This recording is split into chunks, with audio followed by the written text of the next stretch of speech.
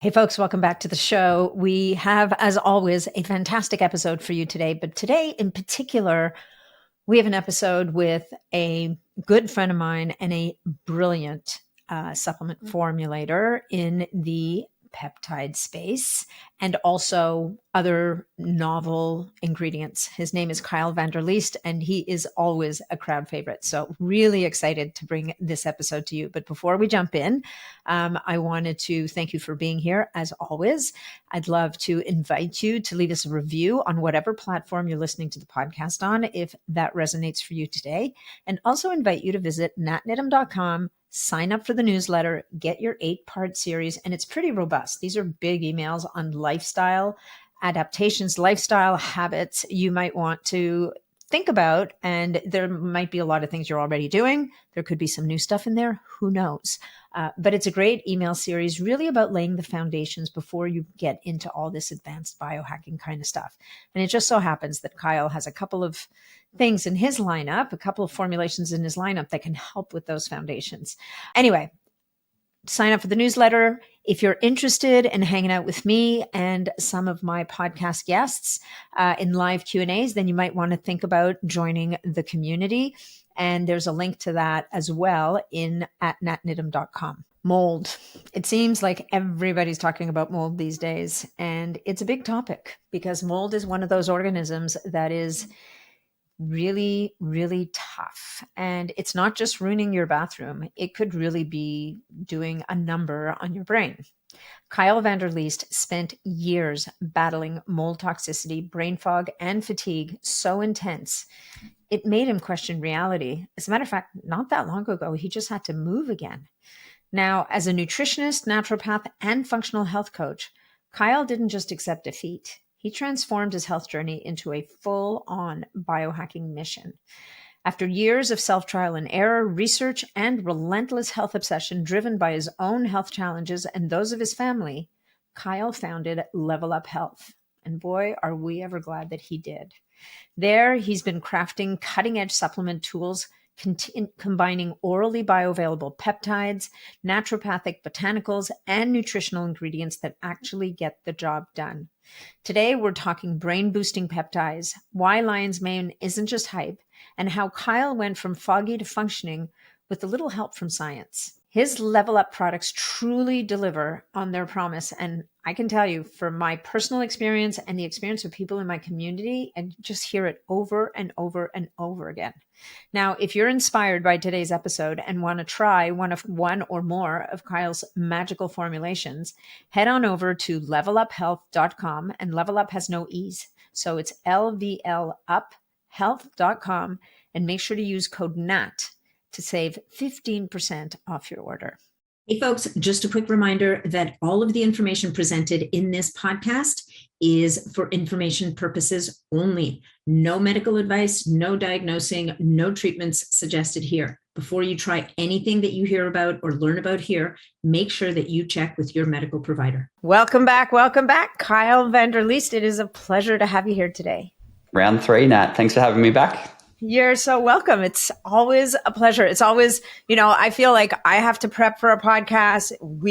And now you were just saying, when we did our first podcast, which I think was one of the first, if not the first podcast you ever did.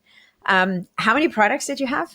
Yeah, it was my first ever American one. I'd done some little ones with friends around Australia, like 1,000 listeners sort of thing. But you were the first big one. And I think we had magnesium, GI repair, TUDCA, and BPC. So that was 4 products. Yeah, it's grown a little bit. It's grown a tiny bit, right? So now you're up to 28 different formulas? I can't even count anymore now. Like at a guess, 28. That might include the ones upcoming or may not. But it's getting kind of out of control, which is good. Yeah, Level Up's been leveling up constantly. Anyway, so super exciting. So and it's so funny that you were going back to our old podcast and noticed, we did the first one was on gut health. And then the second one was, what was the second one? Was it? Second one was about detoxification and liver health. We touched on TUDCA and all the things like NAC and glycine and all the things that support your detox.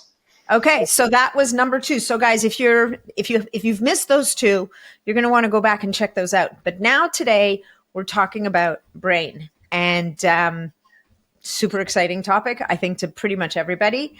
And why don't we start by talking about what drew your attention to this whole space of brain? Because I think you have a big personal story here that deserves to be told. Yep. So you were saying that like most biohackers now have got into it because of being in mold. And on the past 2 episodes that we had done, I was living in mold, and it wasn't until honestly probably 3 months ago that I finally can definitively say I'm not living in mold. And that was when we moved country. We moved out of where we were living, which had an average humidity of 70%.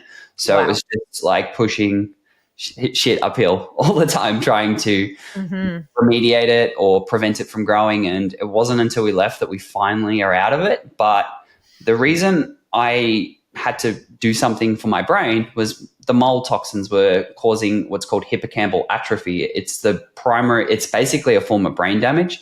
It's what happened to Dave Asprey, which sort of triggered him to begin Bulletproof and to get into biohacking and sort of, I don't know, bring it to the public attention. Biohacking, he calls himself the grandfather of it because of mold.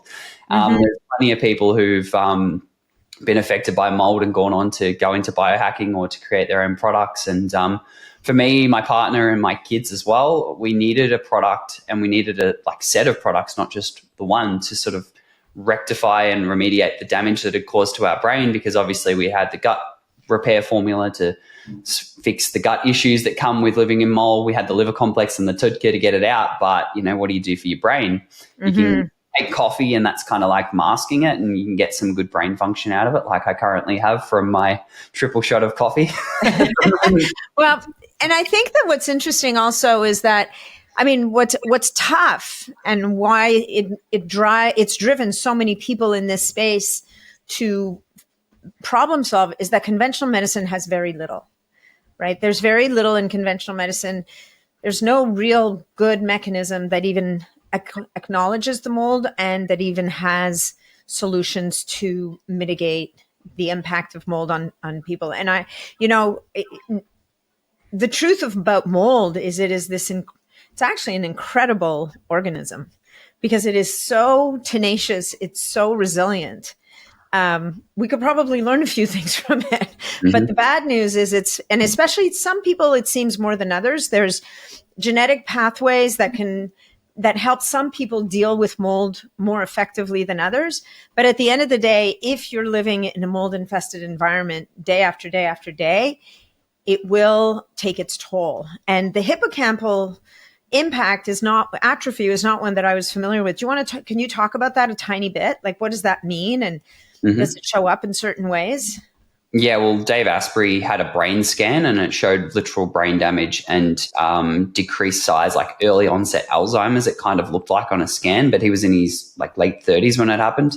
And it's essentially because the mold reduces your blood flow significantly. It causes coagulation of your blood. So you often, beyond just brain health, you often tire quite readily. You're very short of breath all of the time.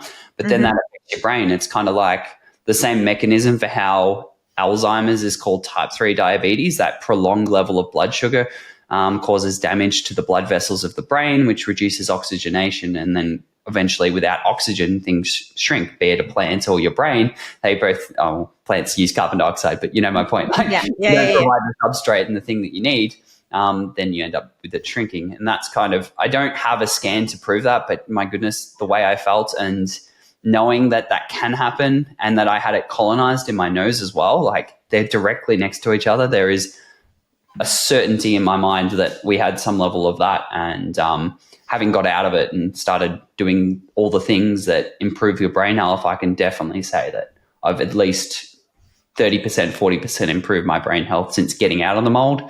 Doing all the same things that I was doing in the mold. It's just finally, without that handbrake to my healing pulled hard on, I'm finally getting momentum with it. So that's the primary thing I can say is lifestyle and diet. Doing all of the things are so important, but your actual environment that you live in is probably the top thing that you need to address to improve your brain health. Again, a lot of divergent issues like autism and ADHD, a lot of that they are finding now that when you take anti-mold medications, for example, there's a significant reduction in symptoms and expression of things like autism, for example. I was reading a paper the other day, I can't remember the title of it, but essentially an antifungal administered to people with autism reduced their symptoms by something like 40%. And that was just like, I'll find the study and link it to it. But yeah, it was pretty interesting that mold plays such a significant role in it. And that's just because of the neurotoxin effect of these mycotoxins. They directly inflame your brain, and they're small enough to get through that blood-brain barrier and directly impact your brain function. So to mitigate that while I was living in it, I have certainly learned a little bit about pushing the envelope as far as your neurotransmitters and getting more energy out of it, optimizing blood flow, using things like caffeine or paraxanthine or L-theanine. All the nootropics have been very heavily utilized for me to be able to function whilst at a suboptimal state.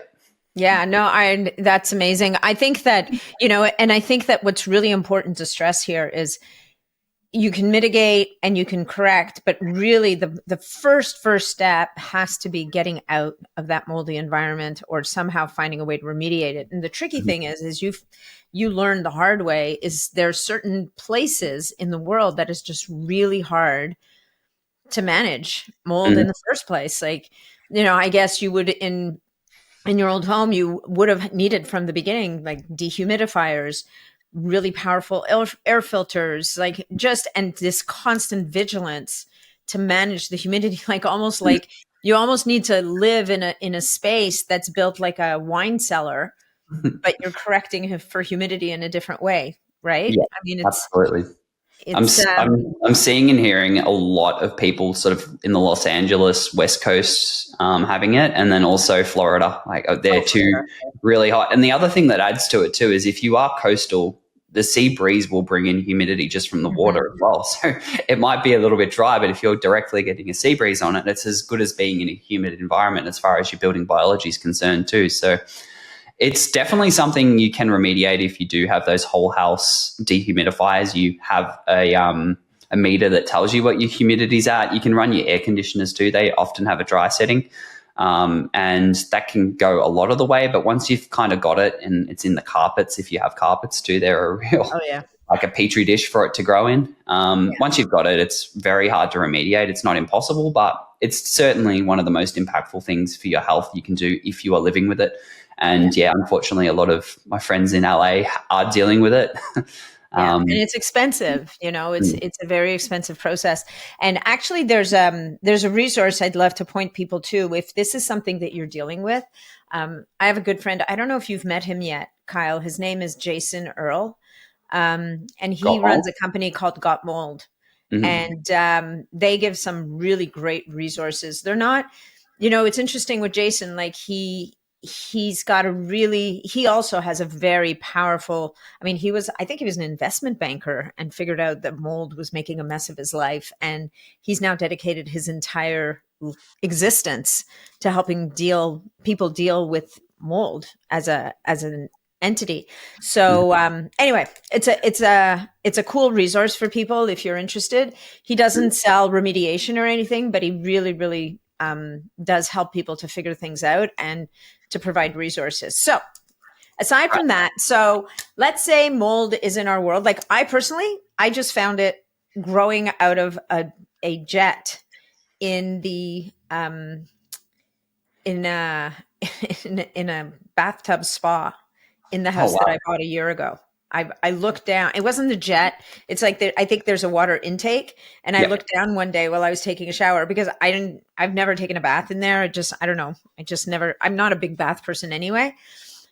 There was literally black stuff coming out of this. It looks like a little, I don't know, like a little net or something over the intake. Yep. And I'm horrified. horrified. So, so of course the bathroom renovation has jumped up in the queue in terms of priorities in the house. And there's a giant Jasper air purifier right outside the bathroom at this point, just to try and manage the damage while we're still dealing with it. But it is crazy the different places that you'll find this stuff. So having said that, once we've identified that mold might be the issue, and I think that, I mean, for you it was mold, but there's other ways. You were actually talking about this type 3 diabetes, which is, when you become insulin resistant in the brain, which is believed to be one of the contributing factors to neurodegenerative diseases, particularly Alzheimer's. But there's all these, there's a million different reasons why people's brains they're just not optimal, right? They're not working at their best. And so maybe we can talk a little bit about some of the lifestyle factors that can be playing in here. And there's diet that's involved, of course. But, when we're all sitting here in this space talking about, you got to do intense exercise at least 3 times a week, like 30 minutes. You need to be lifting heavy weights. You need to be cutting excess sugar out of your diet. You need to do this, that, and the other. Sleeping is another big one. Optimizing vitamin D levels, getting outside in the sun. All of these things contribute to brain health in a number of different ways. Fasting is another one. And people are rolling their eyes. They're going, oh, could you just leave me alone? Like, I just want to lie in bed. I want to have a snack. I don't feel like working. And we're going to talk to you a little bit about why, people talk about all this stuff and they're like, yeah, I know I need to lose 10 pounds. This isn't always about weight loss. Like, we're going to talk about the most important organ, or one of the most important organs in your body. And that's your brain. And what is it that all of these things do that helps to support brain function and brain health? Yeah. So the brain consumes 20% of your energy. So if you don't have energy to even exercise, then you're probably going to have a suboptimally functioning brain. And it's kind of like this negative spiral that you need to break with one of these difficult things to do in your lifestyle that will break that trajectory downwards and send it upwards as well. So that's why, we call them all the things. We kind of take them for granted because they're embedded in how we live our lives and what we do. But things like your saunas are great for it. High intensity interval exercise is phenomenal for it. Weightlifting, cold exposure too, I was reading, can improve it as well as sauna. Even just cardio, just moving your body will progressively, not just one and done, but progressively and consistently will increase BDNF levels naturally. Exogenous ketones or ketogenic diet for a burst, not a long term, a burst of that would be a great way to increase your BDNF levels as well. But you mentioned it before, and this is another way that mold ruined it, is mold stuffs up your ability to make melatonin properly. Directly, constantly having neuroinflammation in there. And then the melatonin actually is an antioxidant. And when you have mold in your sinus cavities constantly creating oxidative stress in your brain, or even independent of mold, if you have an inflammatory lifestyle, you've got gut dysbiosis, and you've got this trickle of toxins or whatever it may be that's entering your blood through your blood-brain barrier and causing neuroinflammation. The melatonin has dual roles. One is to put you to sleep and to help you sleep. The other is to help with that inflammation that's in your brain. And if you've got too much of it, then sleep's going to be affected purely from that inflammatory perspective. So taking melatonin was a non-negotiable for me when I was in mold. I needed it. You were taking quite a lot, right?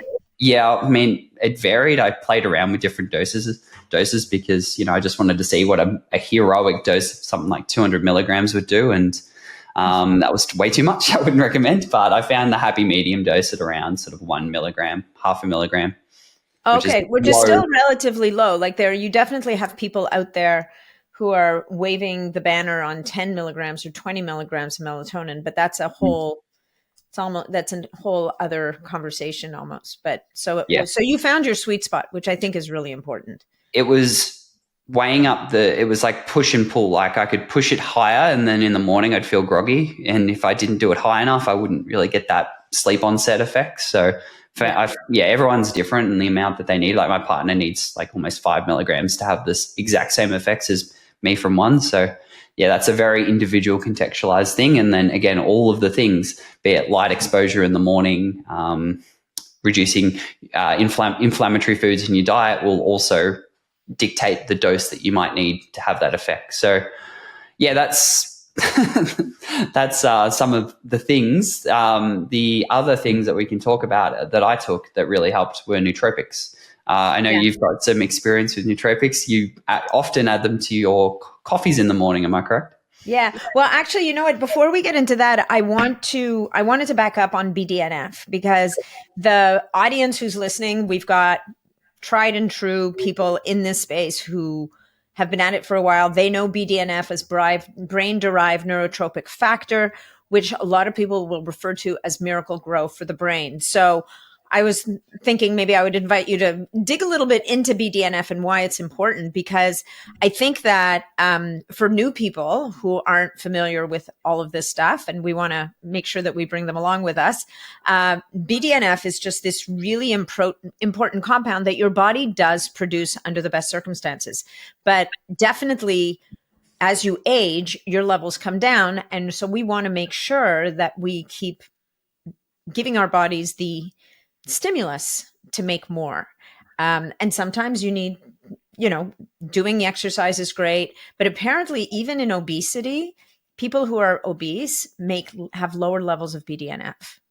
And so, which leads to depression. It leads to cognitive challenges. It leads to all these, it becomes this kind of downward spiral, right? So is it possible that by boosting BDNF levels over time, we can also help people, make it easier for them to do the things they need to do to drop the excess weight so it becomes like a little bit of a teeter-totter thing. So I just wanted to go back a little bit to the BDNF and talk about why it's such a critical piece of the puzzle. Of course. Thank you for pulling me up before I go down the neurotransmitters rabbit hole. Because I know you're super excited about going into the nootropics and neurotransmitters. But before we go there, let's just make sure we bring everybody with us. Well, it's super important to talk about that, because BDNF will basically, within your brain, the way all the neurotransmitters work is there's what's called a synapse. And a synapse is basically this little chemical jump between one neuron to the next. And BDNF increases the synaptogenesis. So you have more of the synapses for every single one of the neurotransmitters to work better. So it kind of doesn't matter which one you're low in if you're boosting BDNF. Maybe you need more serotonin. Well, by boosting BDNF and things like nerve growth factor as well in the brain, your brain will make more of these synapses for the serotonin to have an effect on. So instead of just taking a reuptake inhibitor for your depression, isn't it make more sense to increase the density of those receptors by boosting your BDNF levels? For me, it's a no-brainer to do that. The other thing that's really good about BDNF, and you called it nerve growth, miracle grow for your brain? Yeah. Well, that's exactly the sort of sales point on it. That the miracle grow effect would be what's called neuroplasticity. So people used to think that sort of once you've become an adult and your brain's developed, that's kind of it. But that's not true at all. People can continue to learn, and it decreases in time. I think before the age of 7, your BDNF levels are ridiculously high. That's why children learn things so fast. But yeah, it definitely decreases over time, and decreases again with the amount of neuroinflammation you have will reduce the amount of that's made. But yeah, memory, stress resilience, neuroplasticity, learning of new things. But one thing that people mightn't realize is it's not like taking caffeine when you boost your BDNF levels. Like you can take a peptide like dihexa, which we're going to talk about later, that will boost your BDNF levels significantly, but it's not like you feel like you're on the limitless pill. Not right away. No. When you boost BDNF, you actually end up with a little bit of additional neuroinflammation too. So that's why it's important to have free radical quenchers and anti-inflammatories in your diet or in the supplement that you take alongside of these things too, because you can actually end up with quite a lot of brain fog, because in the process of boosting the growth factors, it's kind of like asking a construction crew to start working overtime. They're all going to get fatigued. All the workers are going to get fatigued. All the resources that are brought in to increase that synaptogenesis and the nerve growth and all the things that dihexa does, they're all energy intensive energy consuming processes. So you might actually end up with a small bit of brain fog from it initially until your body kind of gets used to it and realizes, okay, this is what we're doing. So if you've ever taken Dihexa or like Cmax or any of these brain peptides and felt like the opposite effect of what you're expecting, it's possibly because your brain's kind of getting this BDNF jumpstart that it mightn't have had before, and it just takes a little bit of time to stabilize on that. But BDNF's one of 7, I think they're called neurotrophins in the body. There's things like, I mentioned it before, nerve growth factor. There's VEGF as well, which is more to do with the blood flow and oxygenation to it.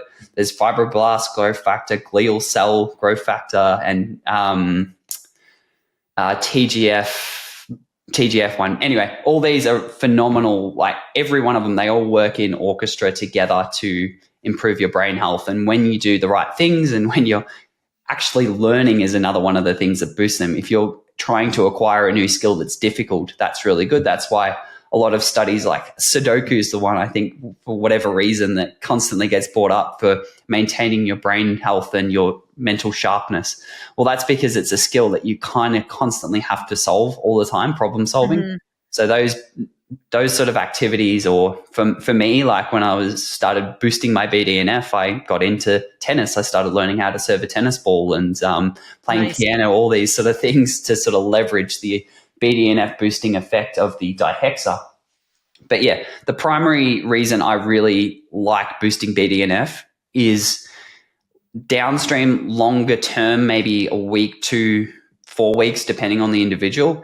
It's that increase in density of the synapses that can allow all of the things that you take to boost your brain health to work better, because of, more synapses means they're going to work a lot better. You're going to resensitize your dopamine networks. A lot of people end up with dopamine addiction and downregulation of dopaminergic neurons, and then they just have to find more and more and more ways to stimulate that, and sort of leads to addictive behaviors or those sort of things.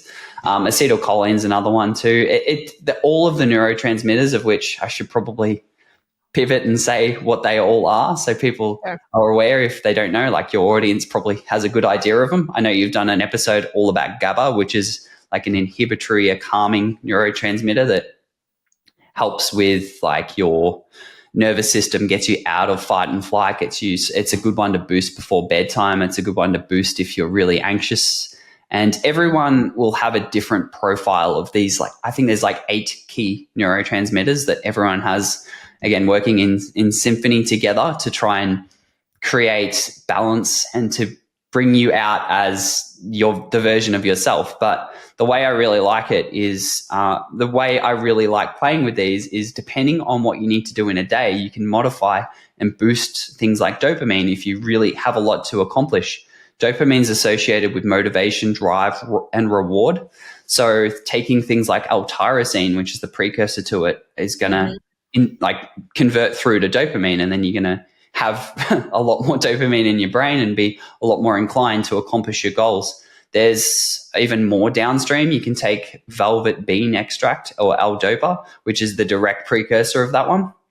There is a little caveat with that one that you shouldn't take it too long, but that one, if you want to use it like maybe as a once a week sort of thing to boost your dopamine, that one's phenomenal too. Yeah, it's a bit tricky, that one. That's the one. Yeah. That's the drug that, well, it's used as a drug for Parkinson's patients, but it can be a bit of a diminishing returns, which is why the advice to use it, if you're going to use it at all once a week, is really important. The other thing is, I think with dopamine is also, while you're doing these things to support dopamine, is trying to reduce those behaviors that are depleting your dopamine, that are not serving you. And exactly right. Right. And I think being on your social media, and, which is designed to drive you into a dopamine kind of frenzy, getting off social media or limiting your time on your phone is a big piece of the puzzle. So just like getting out of mold is really important, all the things that you're talking about here, but also at the same time, reducing the behaviors or the reasons why we're getting into so much trouble with this stuff. So sorry, I cut you off, but it's all good. No, thank you. It's good to mention that, because that's super important. The other ones that we could feed into that too are adrenaline and noradrenaline, or epinephrine and norepinephrine. These are neurotransmitters that basically come from the fight or flight stress response. So if they are produced, you are going to feel very, very, very good on them. They inject adrenaline into people in emergency situations to get them to pull through. Well, when you are stressed, you will feel pretty good short term, but long term, these things definitely have negative effects on your adrenals. And when you take a lot of people, it really depends on the individual, but most people, when they take caffeine, they'll get a boost in noradrenaline and then adrenaline, which it also does other things in the brain, but that's one of the effects and one of the reasons why people often end up with an elevated heart rate from taking caffeine as a nootropic, or other molecules similar to caffeine, like hortonine's another one, teobrine's another one. Paraxanthine doesn't do that because it's a metabolite of it, but it's that's why we love paraxanthine. Yeah, exactly. But yeah, there's other one. The other key one that I really like is acetylcholine. And if anyone's ever taken alpha GPC or citicoline or CDP choline or phosphatidylcholine, all these supplements basically boost acetylcholine levels, which they call acetylcholine the learning neurotransmitter. Yeah. And that helps with sort of verbal fluency, sharpness of thought, helps with learning, focus. Focus is a little bit of a trickier one because it almost makes me a little bit ADHD when I boost it too high. I'm a bit all over the place, but I've taken a fair bit of acetylcholine esterase inhibitors, which are one of the ways that you can boost it. Acetylcholine esterase is the enzyme that breaks it down. So if you inhibit that enzyme, then it lasts longer, and then you can focus for a bit longer and have more of that acetylcholine in the synapse. But yeah, that's probably my favorite thing to boost. And as I said, like, everyone is individual with what their levels will be. And I find the best free way to check this is what's called the Braverman test. It's a free online test. There's a free version, and then there's a link that you have to pay to see your results at the end. So I don't know which one's which, but either way, the results, if you pay or if you get it free, are really beneficial. Like, I find it highly accurate for the results, because I've done the Braverman test and I've also done an organic acids test, which gives you the metabolites of your neurotransmitters to kind of tell you where your dopamine and your serotonin is sitting based on what their breakdown products in your urine look like. And as best I could tell, like, the Braverman said exactly what the organic acids test told me. Really? Yeah. That's fantastic. It's based on, it's a very long quiz, but it's based on your behaviors and how you respond to, like, stress situations and what your tendencies are. And all of these things, all those neurotransmitters go into basically your personality. So it makes sense that it can tell sort of if you're highly acetylcholine dominant, or maybe you struggle with motivation a bit, then you probably got more serotonin relative to dopamine, because serotonin is more relaxing, more chill. People who aren't highly strung or might lack a little bit of motivation or find it hard to get motivated might have a bit of serotonin dominance. So definitely running the Braverman test or an organic acids test to see where your levels are at is some powerful information. But like blood tests, it's a snapshot of where you are at a point in time. So if you've spent a couple $100 on an organic acids test, or, 2 weeks later, it might be completely different depending on what you're doing. But most people have a general set point. Most people's characteristics and personality don't tend to change too much. So depending on your genetics and all the enzymes that go into making them, as well as breaking them down, you will have a pretty good set point for where all of your neurotransmitters are at. Yeah. But depending on what you want to do, you can modify those. Yeah, for sure. And I think that when you do something like a Braverman test or even organic acids test, that's where it's important, where the interpretation comes in, right? Because it's not a it's not a sentence. As you said, it's a point in time. It's really sitting with someone who understands the results they're looking at, asking you, do you find that? Or do you find this? And that's where you can start to tease out the, oh my God, yeah, I'm totally that person that does this. Whereas, yeah, that's not me, kind of thing. So I think that it's the combination. It's like any testing. It's the combination of the test results with the human element is what's really going to help you to get the most out of it. But those are really good strategies. I really like that. The Braverman test I forgot about that one. It's used a lot by employers, actually, to try and figure out what kind of employee the person's going to be.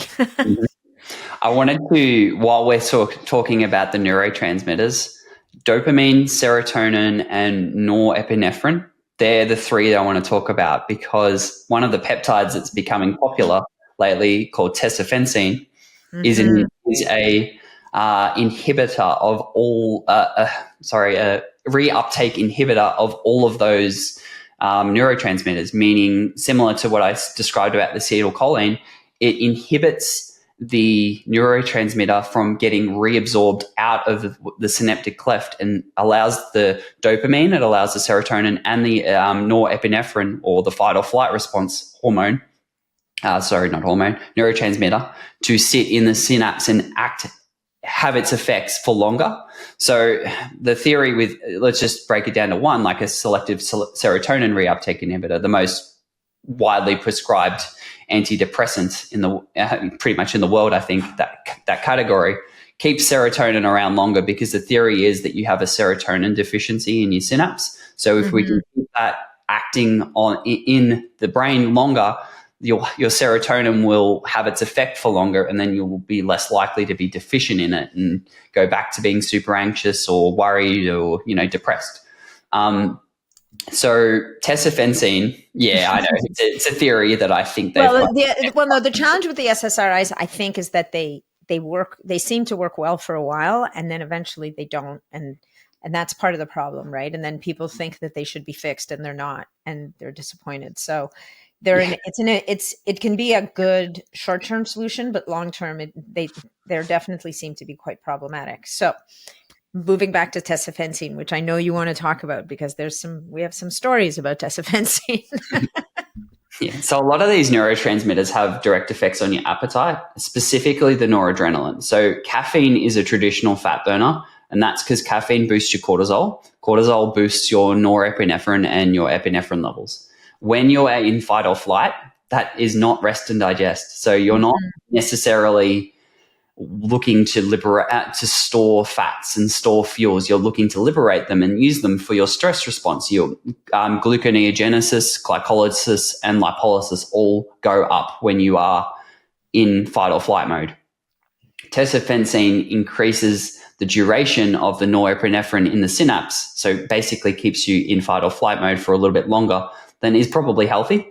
But if you balance it right, it can definitely be a powerful fat loss thing in the same way caffeine is, minus it still will come at the cost of your adrenals probably if you were to take this for prolonged period of time.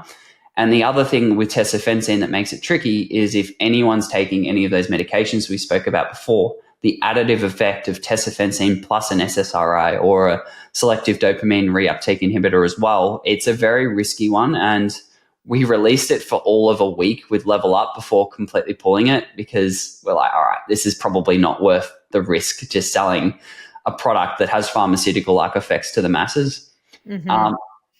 I will say as well, when you prevent the reuptake of noradrenaline, what happens is you sweat quite a lot. That's part of your fight or flight response. And when I did a hero dose, which was one capsule of it, surprisingly enough, because we got it very pure and it ended up being very strong, then you end up with excessive salivation. You end up sweating and you basically end up in a really high stress response state, which feels, as I said, cortisol, noradrenaline, adrenaline, they feel phenomenal. And when I was on, I was like, wow, this is amazing. But except for the rabid dog salivation and sweating. Yeah. If I could leave those out of it, it would be a pretty awesome product to have. It's similar. I've described it similar to alpha-yohimbine, if anyone's ever used that before. That's a not common, it's scheduled in a lot of the world because of these negative side effects, but it's a very powerful thermogenic and fat burner. And that's essentially how Tessa Fensin is used for fat burning, but also people love it as a nootropic because it increases dopamine too. So not only is your noradrenaline, your fight or flight response elevated, your dopamine is elevated too. So you're super driven, but you're also super wired. You can see how it would almost have like a Ritalin-like effect, to be honest. our friend Jen's described it as super Ritalin. Right. Yeah. So definitely. So you pulled it off the market, and I think that was a good plan. I had one of the members in my community who, and I think she took a mega super dose. Like you took a hero dose of one capsule. I think she took two, and almost ended up driving herself to the ER because she felt so out of control, and the sweating and the salivating. So so this is an interesting story in the sense that, and I actually think hadn't you stacked it with a couple of other things that actually, and unwittingly, like you had stacked them to support, but it was one of those things that didn't need amplification. It didn't need a turbo engine. It was definitely, anyway, but and I think that you've since yourself used it at microdoses then and experienced really good results. But it's one of those that supplements that I think is tricky to put on the market, because I don't think you can have enough warning labels on it to protect people from themselves sometimes. Yeah. And especially the community of people that is drawn to these types of products, which are, the biohackers, the self-optimizers, the people who are, just want to take matters into their own hands. These are people who can be kind of slightly cowboyish or a little flippant in their attitude. Kyle is tipping his hat to us. Sometimes I think it's a good point. I think sometimes the results can be a little unpredictable and not always the best. It doesn't happen often. But anyway, you pulled that off the market after a week. It's no longer available, certainly not in hero dose as a baseline. Maybe one day you'll put a dusting of it somewhere. But what's funny about that is I only had 125 milligrams per capsule. So there's other companies selling it for 500. So to anyone who's buying it off the other peptide vendors, I'd just urge caution with using it for sure. The big ones to be cautious of using it alongside of are methylene blue and psilocybin. So if you are taking it with those, you can put yourself into serotonin syndrome, which is absolutely horrible and is almost hospitalized. You can end up in hospital basically with those things if you overdose all three of them together, or at least even two of them together. But so Tessa Fensin, the reason I brought it up is it's a nootropic. It definitely has those effects. There are better ways to improve your brain health that are supportive of long-term health. Like caffeine is the most widely used drug in the world because it does, to a much, much, much lower level than Tessa Fensin, boost your adrenaline and noradrenaline levels. Other better ones that we mentioned before, paraxanthine is fantastic. It's more dopaminergic than it is. It doesn't necessarily, I think it would a little bit still, but it doesn't increase your noradrenaline and norepinephrine and epinephrine levels anywhere near as much as it would increase your dopamine levels, which is honestly, when I look at nootropics, dopamine is the main thing I target because on the Braverman test, that's my major deficiency. Yep.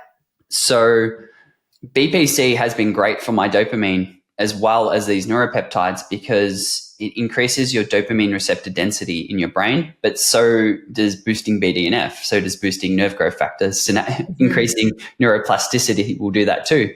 So absolutely anything and everything that I can find and take or do to boost my receptor density for all of the neurotransmitters, I'm just like, yes, please give me more of that. So right. CMAX is another peptide that I really like for doing that. It is like really good at boosting acetylcholine, which is great for that sort of short-term focus, verbal fluency, memory recall as well. But it doesn't have as profound effect on BDNF as something like dihexa would, but it's super good for like a short-term immediate effect.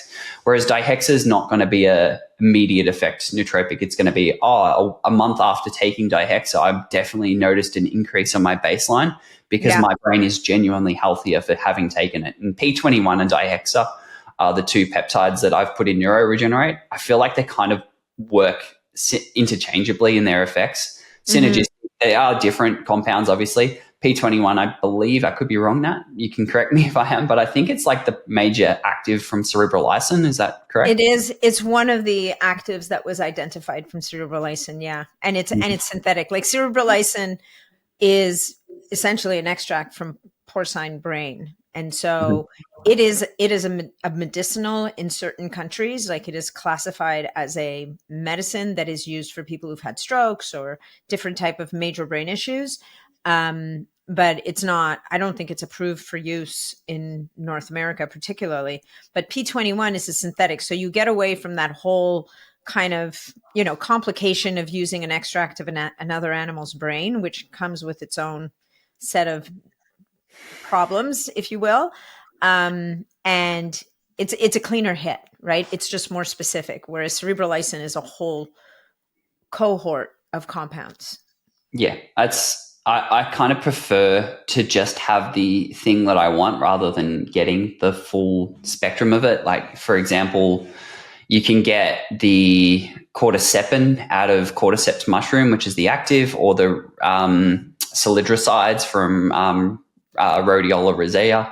Mm-hmm. That's kind of, those specific compounds are what I call like new era supplementation, like the evolution of supplements. Instead of just throwing the whole herb or the whole extract at something, you isolate out the part that's eliciting the bulk of the benefits and then give it in a larger dose to get even better effects from it. And that's kind of how I've liked to formulate with Level Up. That's why I really, really, really like peptides, because all of these ones that are natural are found in the body as this massive parent compound. And then when they are released into your body, they're broken down, and then you get like the fragments of each of those that go on to have their effects. And not to throw the whole parent compound out. Like, obviously your body's making it as that for a very good reason. Yeah. But for supplementation purposes, like, you can't take the full parent compound. They just don't absorb it through the skin.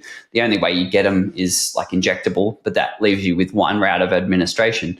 Versus if you have them small enough, you can take them orally. If they're really small, you can take them transdermally in the skin, or through nasal sprays, or even eye drops for some of the more unique peptides too. So I kind of got a little bit. I think you bring up a good point, and I think there's a time and a place for the whole compound, and there's a time and a place for the extracts, right? I mean, I think, for example, in the case of cordyceps mushroom, there's other pieces of the puzzle in there, but if what you're really after is just that one, and cordyceps is an interesting one because it's really, really powerful for deep sleep, but it's also super powerful for the immune system. So it's sometimes we just want to go after the one thing, and sometimes we want the full cohort. So, in a world where you're developing a formula to really speak to a specific issue, getting after those exact compounds that are going to work together is really you're kind of cleaning up the area and just bringing in the hitters that you're looking for to elicit the response. Mm-hmm. And that's why, like, people take lion's mane mushroom. It's like probably one of the most, like, top 5 most used nootropic ingredients. And the reason they're bringing that in is to increase BDNF. Mm-hmm. Well, again, you don't need to take lion's mane. You don't need to take dihexa. You can do those high intensity interval exercise and the sauna and do all the things. But why wouldn't you do all the things plus the lion's mane plus the dihexa and really push the needle and get your BDNF levels as high as you can? Because, like, honestly, doing all those things together, it feels phenomenal after, it's like bodybuilding. If you've gone from unfit to healthy, you're pretty damn happy with the results at the end of a 3-month journey. And the same applies to your brain. It's just like you're working out your brain rather than your muscles. So honestly, I'd rather have a brain that's functioning at 100% than a body at this point in time, because if your brain's functioning, you can figure out the rest of it. Yeah, you want both. But okay, so what we've been doing here is we've been kind of isolating some of the different compounds that Kyal has brought together. Another piece of the puzzle to the high functioning brain, and you talked about this a little bit earlier, is proper blood flow, or optimized blood flow, because that blood flow is what's going to bring the nutrients into the brain. It's going to help to remove waste products from the brain also, as it activates the lymphatic system, the whole 9 yards. The lymphatic system isn't about blood flow, but nevertheless, we need blood to bring oxygen and nutrients and all the things into the brain. So you also have a whole group of compounds that support that optimized blood flow. And do you want to talk those? There's ginkgo. There's a particular type of ginkgo in there, and a couple of other really interesting compounds. Yep. So ginkgo and bacopa are the 2 ones that a lot of people have used. They're traditional sort of Ayurvedic herbs that are very powerful nootropics. They have effects beyond just the blood flow, but for me, the primary reason I would include them in a formula is for that blood flow.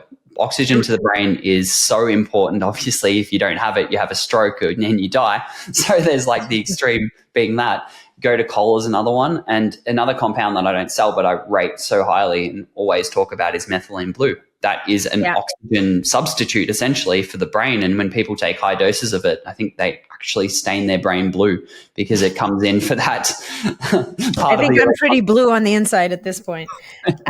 So Gotu kola, this is another one. And this is, and I want to highlight that this is one of the many things that I love about you, Kyal, is you have a foot in both worlds. You have a foot in the, in the world of cool chemicals and compounds that will get you to a certain degree. But then, you're a nutritionist after my own heart in the sense that we then look to the plant world, the Ayurvedic or the traditional Chinese medicine world, where they have these really powerful herbs that can do the job in a very, very efficient way.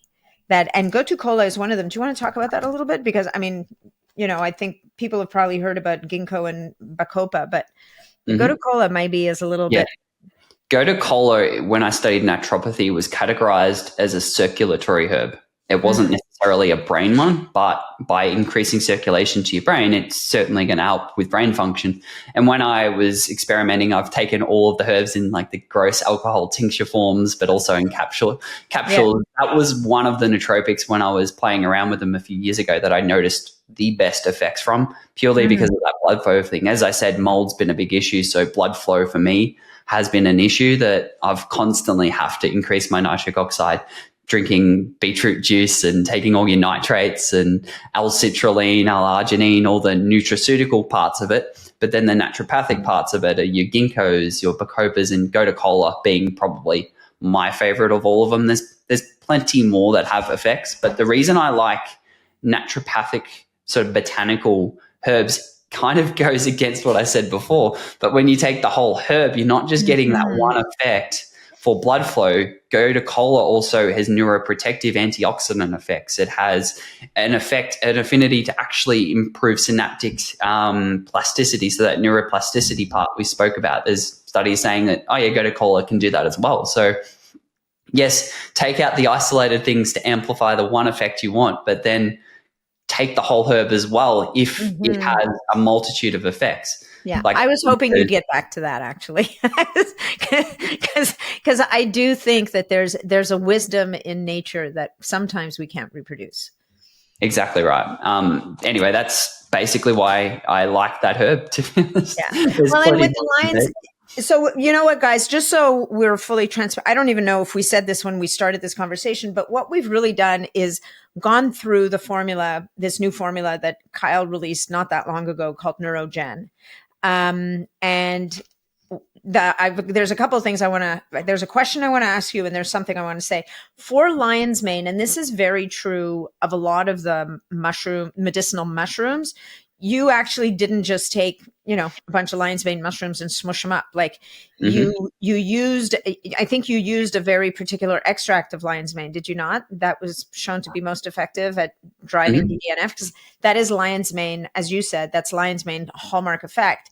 It's increasing BDNF in the brain. And so, and the thing about mushrooms is the one thing I do want to say to people is quality matters 10 million times when it comes to medicinal mushrooms, because there's a lot of mushroom supplements out there that beyond fairy dusting are not using the right part of the mushroom. And this is getting us into herbal medicine, right? Sometimes it's the flowering part of the plant. Sometimes it's the root. Sometimes it's the leaves. And sometimes you want to stay away from certain elements. And so with mushrooms in particular, it's really important to target, whether it's the fruiting body or whatever it is, where that bioactive is going to be, plus making sure that the mushroom was grown in a healthy medium, because the mushroom is going to concentrate whatever it's grown in. Yeah, that's a very good point. Like, for example, what is it? Dandelion root versus dandelion leaf, completely different effects. So you need to be smart enough to source it from the right place. And this is where a lot of supplement companies that don't really have any background or education go wrong, is they'll give you the whole herb, which is not going to deliver anywhere near the effect that you're after.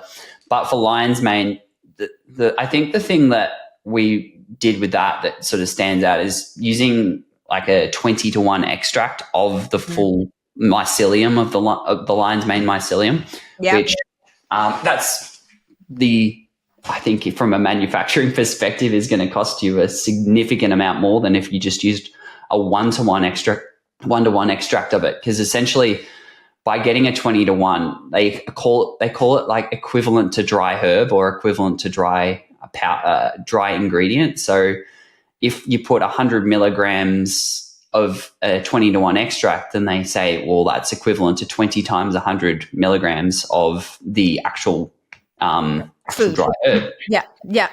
So that's a very good way in supplementation that you can increase. And that's something you always should probably look for if you're wanting to look for a good quality supplement, is to see these extract ratios, and because then you're getting really good value for money. Like I could have saved a lot of money on the product and made it a 1-to-1 extract, and people are like, wow, it's so cheap. Probably not actually, because of the liposomal peptides. But anyway, that's sort of my point. And I think I'm looking at the formula. I think almost all of them, the Gotu-Kola is a 4-to-1 extract. The Ginkgo is a 50-to-1 extract. Mm-hmm. And Ginkgo is standardized for the active constituents. Like we've got the glycosides, 24%, the terpene lactones. These are the actives that when you look on PubMed and you look at the studies, they are looking or using ones that are standardized to these percentages. And that's sort of where patented ingredients come in. And that's like, you don't always have to use them, but if you do use a patented ingredient, then you know that the studies that have those percentages of the actives are going to be in that ingredient when you supplement it, or you buy a supplement that has that patented ingredient in it. So obviously ingredient sourcing and purity is really important. The medium that they're grown on, it definitely plays a factor, especially for mushrooms. So to be honest, I don't know what they were grown in. All I know is I trust my manufacturer to have done it right, and they always source the best, and that's why it's expensive. But that's the lion's mane portion of it. So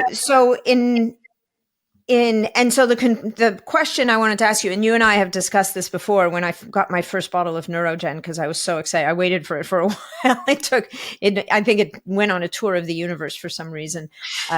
The courier company needs some Neurogen, a lot of it, as far as I'm concerned. But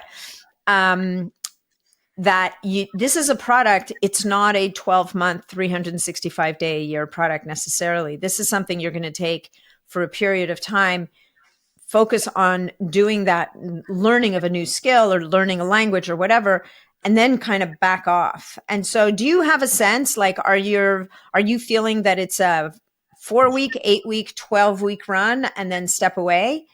What are you thinking in that? If I didn't have the peptides, I'd say you could take it indefinitely. Like apart from the huperzine A, which is a acetylcholinesterase inhibitor, that does accumulate. It has a long half-life, so you'd probably want to have a day off a week just to sort of let that simmer down a little bit and your body to clear that out. So if I didn't have the huperzine and the peptides, I'd be like, great, all those ingredients in it. If you wanted to find a product that has them without it, then great. They're perfectly supportive, and I don't see there being any harm in taking them all the time. Some people don't necessarily like lion's mane for whatever reason, like serotonin effects or... Yeah, there's something about lion's mane. Oh, God, I wish I could remember what it was, but there's something about taking lion's mane long-term without taking breaks that has been shown. And actually it was particularly in men that it drove some kind of issue in young men for some reason. And it was not that lion's mane is bad, but that overdoing lion's mane can have some downfalls. So, it's like so many different things. And particularly as Kyal was saying, because the peptides are in there and they're really pushing the envelope, you're going to want to cycle this product. So cycle it during the week in the sense that you might take it 6 days on and take a day off. And then use it for a couple of months and then step away for a month or two and then come back and just kind of cycle it that way. Yeah. We've discussed this in the past, I think, on your networks. Peptides always, no matter which one it is, I think it's great to take a break and to cycle them. They upregulate and work on receptors in the body. And anytime you hit a receptor for a prolonged period of time, take caffeine, for example, you develop a tolerance to it, or what's the word I'm looking for? Well, you can have the receptor I was going to say introvert, but that's not the right word. It inverts basically. So the receptor kind of turns in on itself, and it's basically closed for business. And I know that with caffeine, it can be different for different people. Like I'm pretty sensitive to caffeine, so I can't take too much of it. That's why I love the paraxanthine so much. But with a lot of receptors, you kind of need to give them a break so that they don't basically shut down. Yeah, exactly right. And peptides work on them, so take a break. Mm-hmm. So I honestly, for me, I've taken neuro for 2 months straight. I did have a little break for a week where we traveled and I didn't bring it with me, so I feel like I've done my time off of it. Well, Kyle's Kyle. Kyle's got his way of doing things for sure. And it's an expensive product it's the most expensive product I've ever made in Level Up, and that's saying something when prices are already pretty high because of how expensive it is to do things right and to not cut corners and to test everything. So it's something you could honestly get away with 1 a day instead of the 2 serving. You're not going to get the full clinical dose of all the ingredients if you did 1 a day, but it's powerful enough. The synergy of ingredients is what I really like when formulating. Like, all right, if the study says you need 500 milligrams of arginine, well, if you could probably get away with 200 milligrams of arginine if you had 200 milligrams of citrulline together for like getting the same net result. The same applies for brain, the same applies for gut. If you combine all these herbs and ingredients that have overlapping but different effects, then you need less of them. So liver complex is a perfect example that we've spoken about in the past. Like 3 capsules is the serving for clinical doses of all of the ingredients, but honestly, people don't need more than 1 or 2 to get the effects on that one. So for sure. Well, I remember taking a few and feeling like maybe I'd overdone it, and you telling me, so I actually formulated that for bodybuilders on steroids. So maybe not. You're not big enough. You're too little. So why don't you just start with 1 and maybe get to 2? And that's pretty much my sweet spot with that one is 2. But I would say that with the Neurogen personally, if the way and we have different philosophies on this, and people need to kind of pick the path that works for them. I personally would prefer to take the clinical dose for a shorter time and then take a break, because sometimes you need to overcome a certain threshold. And that subclinical dose, sometimes you just won't break through that threshold. So, but it's a personal journey, right? And some people are very, very sensitive to the ingredients, and for them, 1 capsule might just be enough. And there are enough components in this formula that you might experience something from it, like the Cmax and the C-Lank. Although you're not going to get the increased BDNF effects that you will get over a month or 2, you may experience measurable benefits from the Cmax and C-Lank, and 1 capsule might just be enough.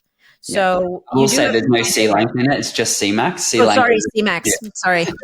We use the acetylated form of Cmax because that lasts a bit longer in the body. It's sort of like the upgrade on regular Cmax. But we also liposomed it. I don't think anyone's ever done liposomal neuropeptides before, but I've taken dihexa, I've taken P21 and Cmax as a spray. The spray worked fine, but the capsules of dihexa that weren't liposomal, I couldn't really tell. So I wanted to make sure unequivocally that it would work if you took it as an oral supplement. So we liposomed that one, which came at very, very great expense.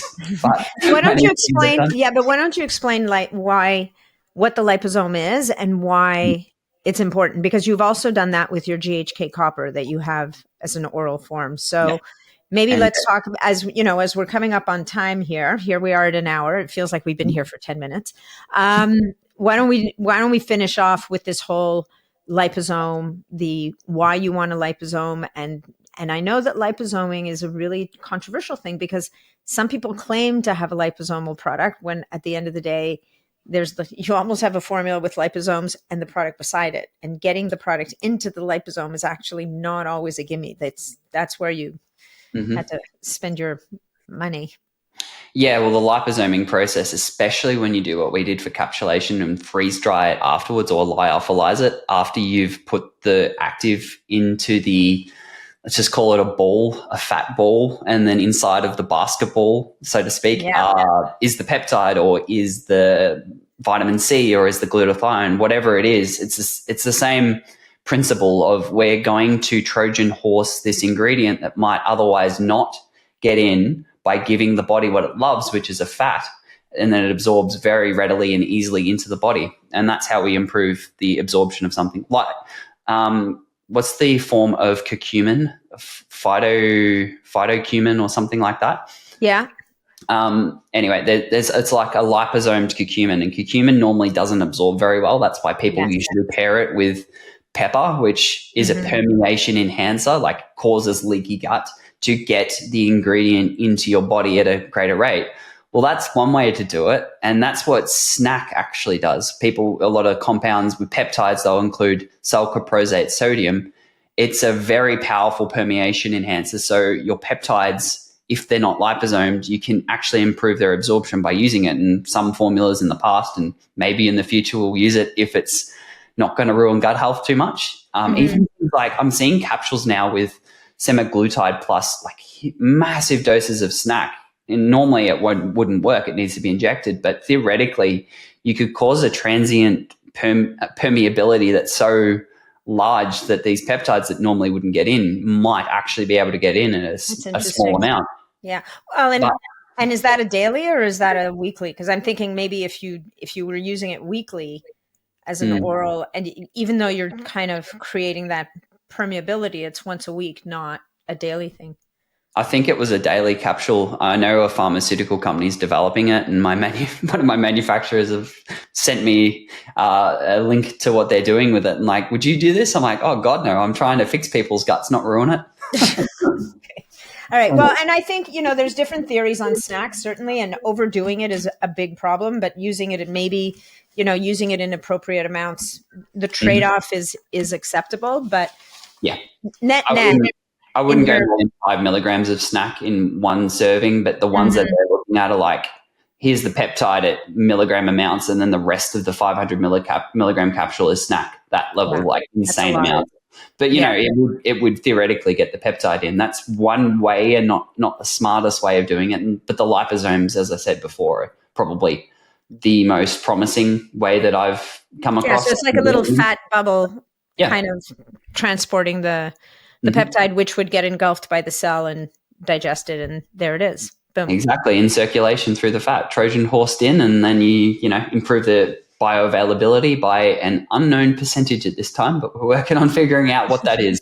But we for example, like vitamin C, how well that works for that. It would be similar data effects. Like if you take 1,000 milligrams of vitamin C not in a liposome, you're going to have a bad time on the toilet, versus if you take it liposomally, you mightn't even notice any gastrointestinal effects. So 100%. We're hoping that's the result. It's kind of a little bit, well, we'll just see what happens with it. And so far, I think so good. I did want to add the other ingredients that might really help with brain health before we wrap it up. Yeah. We'll talk about creatine to wrap it up, but NACET, the ethyl ester form of NAC that is in liver complex, I actually also put in Neuroregenerate, and that's just to increase the glutathione levels in your brain. NACET is a form of NAC that's capable of crossing the blood-brain barrier, and that will increase your brain glutathione levels, which theoretically combined with pterostilbene, which is one of the it's resveratrol. I believe it's like a better form of resveratrol. It's a more bioavailable form of resveratrol, and pterostilbene is found in very high amounts in blueberries. But you'd have to eat a lot of blueberries to get what you're looking for here. And just before you go on, NAC, for people who don't know, is N-acetylcysteine. So it's a precursor to glutathione. So anyway, carry on. Pterostilbene. I kind of take it for granted that everyone knows what NAC is, but that's okay. That's what I'm here for. I'm just kind of similar to like NACET will get into the brain, increase your antioxidant stores of glutathione in your brain, which will quench the free radicals that may come from when you boost the BDNF. That's lethargy, that neuroinflammation that may be transient, is quenched by the pterostilbene, which is, as you said, you'd need to eat like a kilogram of blueberries to get probably the amount that's in one capsule. And then combined with the NACET and even dihydroberberine, the advanced form of berberine, that will help with that blood sugar control of the type 3 diabetes of the brain, but also has benefits as well for like antioxidant effects. And then all of those botanicals that we use, the gotacola, ginkgo, and bacopa, are all great antioxidants as well. That wraps up the neuro. Let's talk about creatine for brain, because I joked that finding out that creatine is good for anything in the body is like kind of finding out the grass is green. It's like, no shit. Yeah. It's so good for everything, right? So brain health is one of the most overlooked parts of how and why creatine is phenomenal for your overall health. The other way that you can improve brain health is mitochondrial enhancement. All the things for mitochondria, well, the brain has 20% of the whole body's energy use. And if you've got proper functioning mitochondria, then your brain's going to work better. Creatine and the phosphocreatine system are huge in that as well. And by taking creatine, it does nothing directly for your brain. Indirectly, by increasing the body's stores of creatine, your brain will be able to increase its own levels because it doesn't need to for the rest of your body. But creatine as monohydrate or HCl or these other supplemental forms is too large to get into the brain. That's why a precursor like GAA, guanidino acetic acid, that we use in the Crevolution, that is small enough as the precursor to get in your brain and increase your brain levels of creatine directly rather than indirectly. So I think it's like 8 times more. I think it's 8. I think you said 8.5 times more cellular uptake, levels in the cell, which is phenomenal.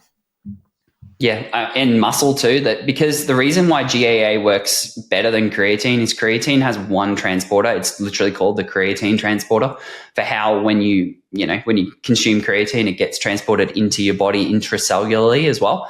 The Crevolution has creatine monohydrate. It has HCl. It has 3 forms of it. So you covered there. But then that precursor gets in through the GABA transporters, it gets in through the taurine, and also because of its size, it can get in through passive diffusion as well. So it's probably the most powerful ingredient that you could use to boost intracellular, both the brain and muscle levels of creatine. And that's why it's going to be good for exercise performance, but also brain performance too. Yeah. Yeah. No, it's a beautiful thing, that formula. And you've also acknowledged, and this is something, you can go out and find creatine for not that much money out there, guys. But, and I know that when I've, talked about the Crevolution on social media, people have come back and said, oh my God, it's way too much money. And I'm like, you need to look at what's in the tub. Like, it's not, number one, you've got, 3 or 4 different kinds of forms of creatine, including the GAA. But you also talking about in there, so guess what? Like, increasing your creatine levels, you're going to increase pressure on your methyl donors. So we're going to throw in some TMG in there to help and shore up, because, and you've mentioned this a few times talking about different things today. And that is that when we ramp up certain pathways, we deplete some of the materials that we need. And if we don't have a mechanism to kind of bring it, top those back up again, you're not going to feel as good as you could. So I think with your formula, so you included the TMG, and there's a couple of other little nuggets that are in there. Yeah, the trimethylglycine is directly donating methyl donors. 3 methyls. Yeah. 3 methyls, yeah. Feeds into the methylation cycle. The reason why it needs to is guanidino acetic acid converts to creatine directly via methylation. If you're not methylating, it's not going to convert to creatine. You're just going to end up with a potentially elevated homocysteine, which is not good for your cardiovascular system.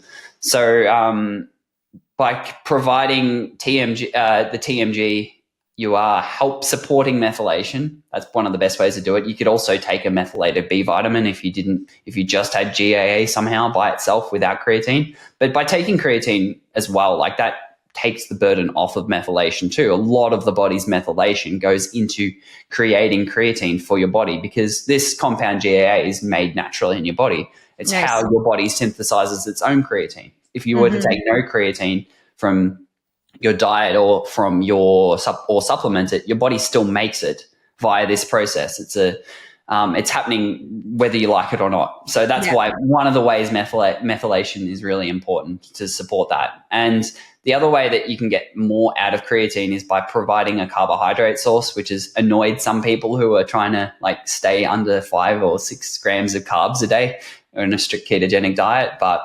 by using highly branched cyclic dextrin, I found that to be probably the most beneficial carbohydrate source because it pretty much gets used immediately in circulation rather than ending up in storage. So the carbohydrate source with the regular creatines increases the creatine's absorption, if independent of whether GAA is there or not. So we're getting more out of the creatine with that combination, and the GAA plus the TMG is just like the best way to increase your creatine levels that I found anyway. Yeah. And I think, and how many grams of carbs is that? 3, I think. So it's nominal. Yeah. Like if you're exercising or moving your body or doing anything, you're going to use that up in 2 seconds. So it hopefully shouldn't be a deal breaker for too many people. And then I think the last thing that's worth mentioning on the Crevolution, which is pretty remarkable, is when you open that tub that you get it, which is it's the same size tub as before. It's a lot fuller than it used to be. So you've decided to meet your customers halfway here and say, yeah, okay, I know that mine is more expensive and here's all the good reasons why, but because I'm a nice guy, I'm just going to throw more in there for you without increasing the price. So, so I think that it's worth mentioning that because people don't always notice that the number of servings has increased rather dramatically. And I think it's one of the many things that makes you so special, Kyle, is your willingness to, number one, spare no expense at getting the right ingredient in the right amounts in the supplements to get people the results that they're looking for, but also sometimes taking something out of your own pocket to make it more fair for your customers. So on behalf of everybody, I want to thank you for that because I think it's a big deal and not too many people will do it. Well, originally I had it at 30 serves, as you know, and that seems rather expensive. But I had this idea in my head that, well, you could get away with half a scoop a day and still get every bit as much of a benefit as you would from a high dose of creatine. Yeah. I don't think everyone thinks like I do. So I'm just like, forget it. All right. I hear you. It's expensive. Let's make it 50 serves. I did a very high order quantity on it to get the price down from a manufacturing perspective. So I saved some, but then I gave it back by giving you an extra 20 serves per tub. So hopefully everyone's a little bit happier with the price, which is still, it's way more than creatine monohydrate. I can't deny that, but you are getting way more than creatine monohydrate with it. They're not like for like. They are significantly different products. Well, the GAA alone, right? Increasing the uptake by 8.5%, 8.5 times, not even percent, 8.5, like a factor of 8.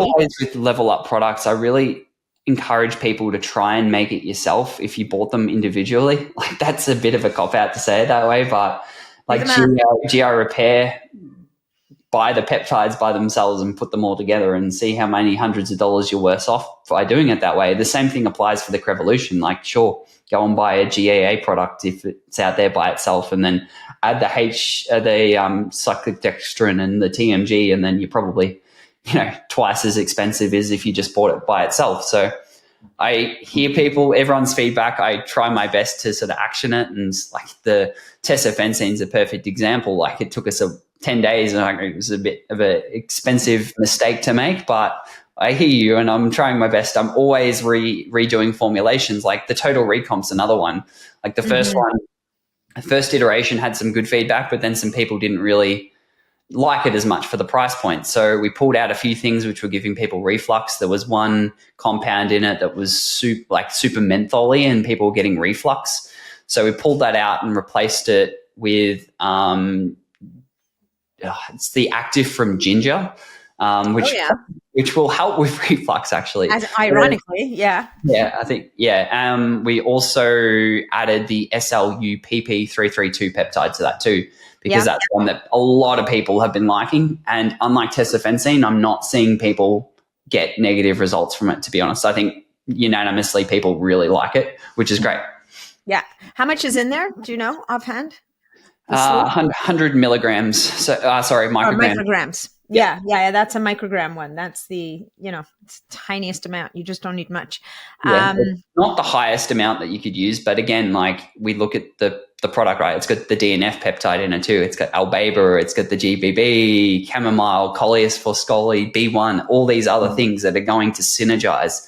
Yeah. So similar to what we were saying with neuro, you might not need the full clinical dose of something to get an additive but even more powerful effect when you combine it with the other things. So that's sort of the rationale behind that one. I've also added T2, so the intracellular form of thyroid hormone, to that one too, in a really microgram dose as well, to sort of support thyroid function in that one. So we're talking about brain. Bring it back to brain. Creatine, Neuroregenerate, Nootropics, high intensity interval training, blueberries, all those good things. That's fasting, ketones. If you do ketogenic, you're going to get benefits that way, or exogenous. Yeah. And I think the total body recomp plays into that, because we talked earlier about how carrying too much extra body weight around actually depletes your BDNF. It's correlated with lower levels of BDNF. So it's not to mention secreting inflammatory cytokines. So then, using the total recomp to kind of support that side of the equation is going to be really and the type 3 diabetes thing of Alzheimer's too. Like, another motivation beyond just my own brain health was my dad has my opa, my grandfather had dementia, had Alzheimer's, and ended up passing of that. My dad had early signs of that, so I'm like, oh no, I'm not letting him go through that again. So been working on that one to help him out as well, and sort of preemptively stop anything from happening if it may happen, because it's obviously a horrible, one of the worst ways I think that anyone could go is just by losing their wits. So anything that you can do. Low dose lithium's another one that's really good for Alzheimer's and preventing the onset of that one too. There's so many things that you can do and take, and supporting myelination, and as well with like the phospholipids as well is another great thing. There's so many things you can do for brain health, and I think we're kind of in the golden age of brain health at the moment, to sort of, the plasmin, what is it? What are they called? The plasminogens. Yeah, as well. Yeah. Yep. I mean, there's many, exactly. I mean, I think, like, for example, with someone like your dad, you're going to obviously keep him in a constant supply of Neurogen, but at the same time, some of these other components, the plasmalogens, even the which is the phosphatidylcholines, all those things are massive components to proper brain health and the blood flow, and, chasing him out the door every day so that he gets his run in or whatever it is going to be a big piece of the puzzle for him. The other mitochondrial support things too, the other product that I released at the same time as Neuro was Longevity. That has the 5-amino-1-MQ, and then the JBSNF and all of the NMNs and NRs and Fisetin and Apigen and all those good things to help mitochondria. So fix the mitochondria, fix the blood flow, support neurogenesis and BDNF and all those good things. And hopefully, fingers crossed, the brain comes back and is better than ever. Nice. And make the right decisions. Kyal, you are a wealth, as always. Thank you so much. I know you kind of are coming up on time, and I want to be respectful of your time. So let's let people know where they can find all these amazing things. Go for it. And where can they connect with you? Well, Level Up Health. It's right behind me if you got video. If you don't, it's LVLUP Health. I'm sure you've probably heard of it if you're a listener of Nuts. Oh, yeah. And keep your eyes peeled on what's coming in the future. We got another, I think, 12 releases in the next 6 to 7 months. Wow. Of new products, more gut health ones, reformulating Historesist. There's just so many things that I'm working. All my passion and what I love doing is not business stuff. It's formulating and bringing out new products. So you're very good at that. You're very good at that. And guys, when you go to leveluphealth.com, you can use code, I think it's NAT15 or NAT. Yeah. Well, I have a couple of codes floating around. They all work. And I think it's NAT. NAT is what we settled on. Last time we kept changing your discount percentage so much, so we're like, stuff. It's just Nat now. And you'll get a good surprise when you're cashing out, but that's all we can tell you. So Kyal, thank you so much. I look forward to bumping into you at one of the many events that we'll be checking out in the US later this year. Guys, if you're at any of these big biohacking events, you are more than likely to bump into Kyal and his amazing stuff. So make sure you drop by the booth and say hello. Thank you so much.